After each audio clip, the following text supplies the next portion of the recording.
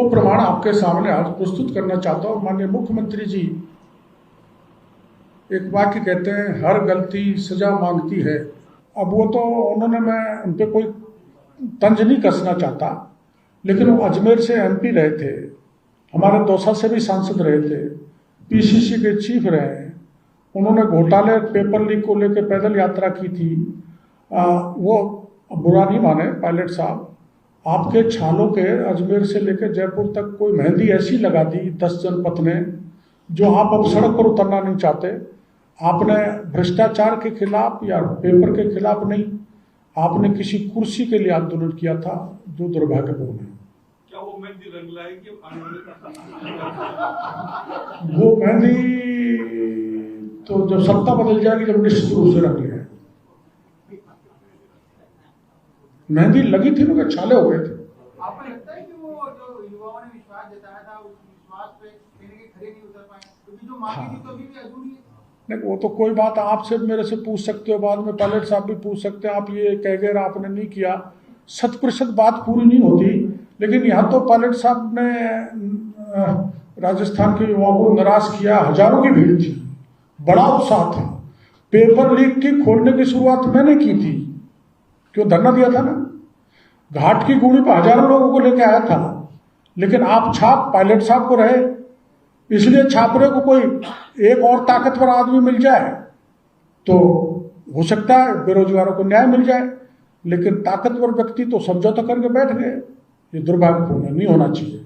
भ्रष्टाचार है तो है, रीट पेपर लीक हुआ तो हुआ है, उसके प्रमाण है, तो पायलट साहब को अब भी आगे बढ़ना चाहिए। अब वो कह रहे हैं आरपीएससी में हम चेंज करा रहे हैं, चेंज करा रहे, तो पायलट साहब से मैं मांग करना चाहूंगा, आप ये संजय श्रोती से खड़गे जी से कह के इस्तीफा मांगो, पायलट साहब से मांगे, मेरी दोनों को समझाता हो गया।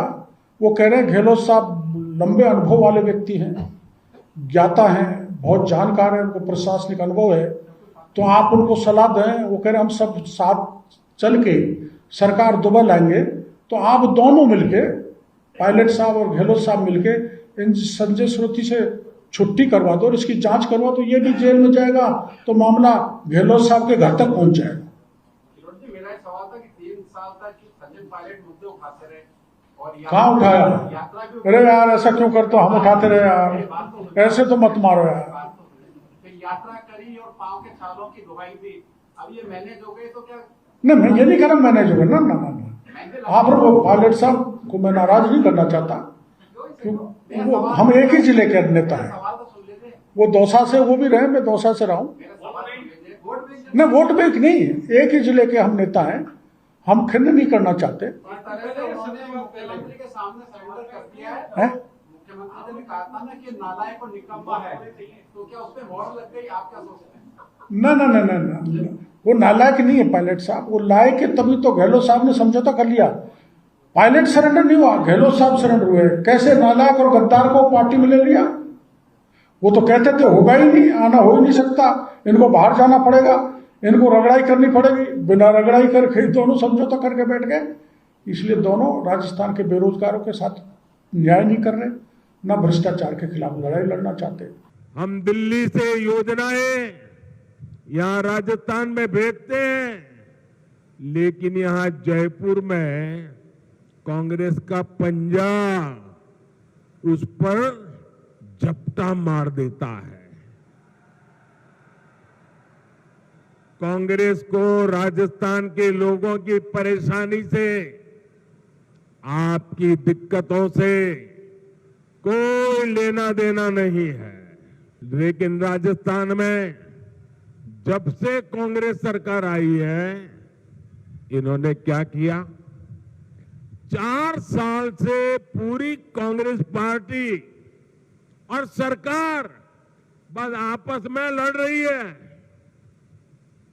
हर कोई एक दूसरे की टांग खींच रहा है,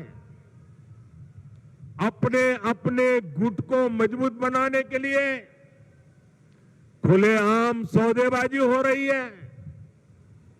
एक खेमे के विधायकों को ट्रांसफर, पोस्टिंग और लूट की खुली छूट मिली हुई है, ताकि वो दूसरे गुट में भाग न जाएं। ये लड़ाई केवल खेमों तक ही नहीं है, सारे मंत्री भी आपस में लड़ रहे हैं कि इस विभाग में लूट का काम मुझे मिले, वो मुझे लूटने दिया जाए।